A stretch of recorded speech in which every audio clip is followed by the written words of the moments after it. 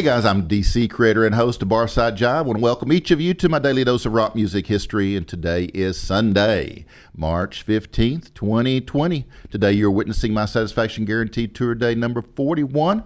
Remember, you can check out my Daily Dose archives as well as all my other content on my YouTube channel. Just search Barside Jive Live. I'm coming at you live from the Vocal Studios in North Dallas. Now, let's talk some rock and roll.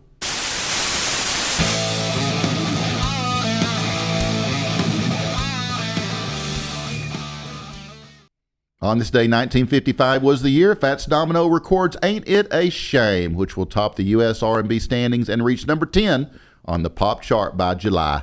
Pat Boone's cover version, Ain't That a Shame, would rise to number 1 on the pop chart that same month. Wow.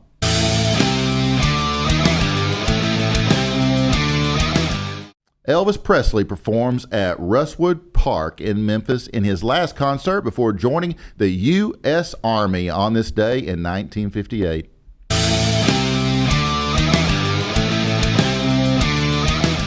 On this day, 1968, a new 11-piece band is formed when Johnny Maestro combines his Del Satins vocal group with a New York area outfit called the Rhythm Method.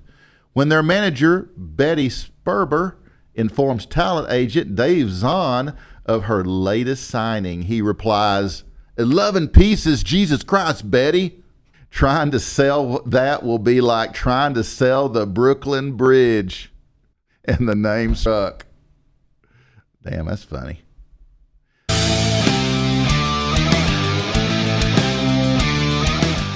Tommy Roe led both the Billboard Hot 100 and the Cashbox bestsellers list on this day in 1969 with Dizzy, a record that would sell 6 million copies. His first chart topper was Sheila in 1962.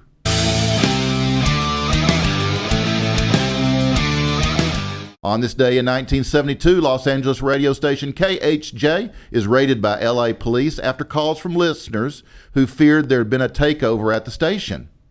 DJ Robert W. Morgan had played Donny Osmond's Puppy Love over and over for 90 minutes straight. The police left without making any arrests.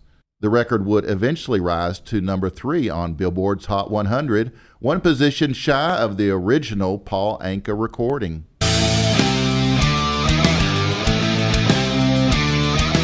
Elton John had the number 1 album in the U.S. with Don't Shoot Me, I'm Only the Piano Player on this day in 1973, which contained 2 hit singles, Crocodile Rock and Daniel. According to Philip Norman's 1990s authorized biography, Groucho Marx jokingly pointed his index fingers at Elton as if holding a pair of 6-shooters. John is reported to have put up his hands and said, "Don't shoot me, I'm only the piano player," so naming the album.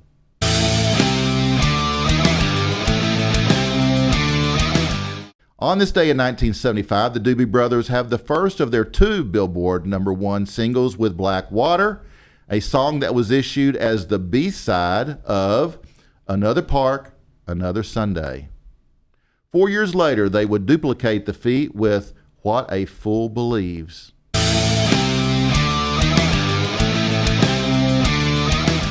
Bonnie Tyler had her only UK number 1 single with Total Eclipse of the Heart on this day in 1983, which will also top the charts in the U.S., Australia, and Canada, selling over 6 million copies.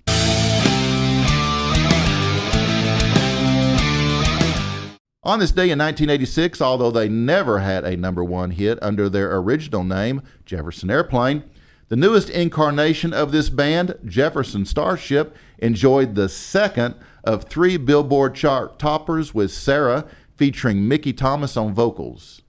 The song reached number 66 in the UK.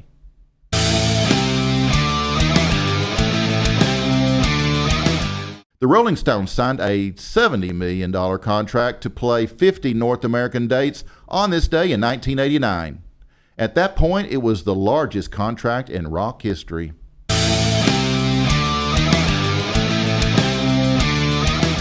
On this day in 1995, Madonna is signed to star as Eva Perón in the film version of the musical Evita based on the life of Evita Duarte, a B-picture Argentinian actress who eventually became the wife of Argentinian president and dictator Juan Perón. Madonna will win a Golden Globe Award for Best Actress in a Motion Picture for her role.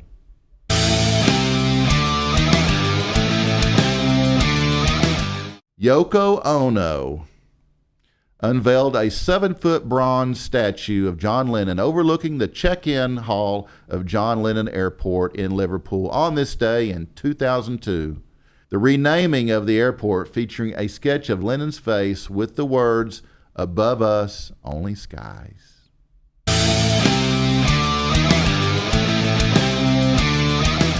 On this day in 2006, a crew of workers with the Louisiana State Museum recovered what was left of 3 pianos in Fats Domino's New Orleans home, which was submerged in almost 10 feet of water when Hurricane Katrina caused a levee break near his neighborhood last August. Museum officials were hoping the Domino family would donate a black Steinway baby grand for inclusion in a traveling exhibit about hurricanes Katrina and Rita.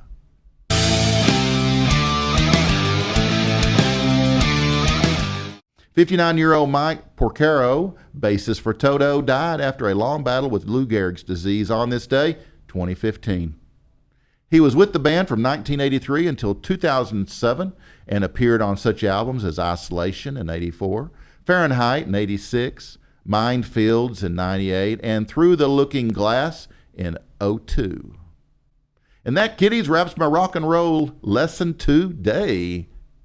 There's more coming from me to you. Never fear.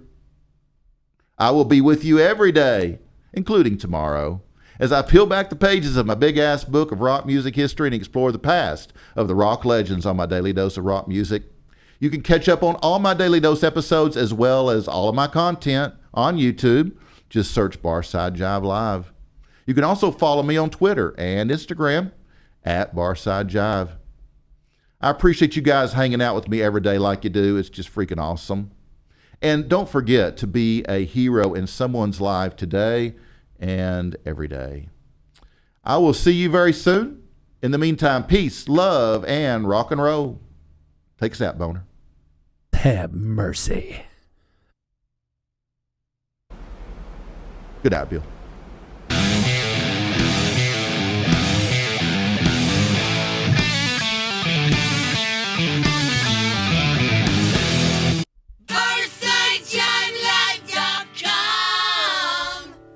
BarsideJiveLive.com.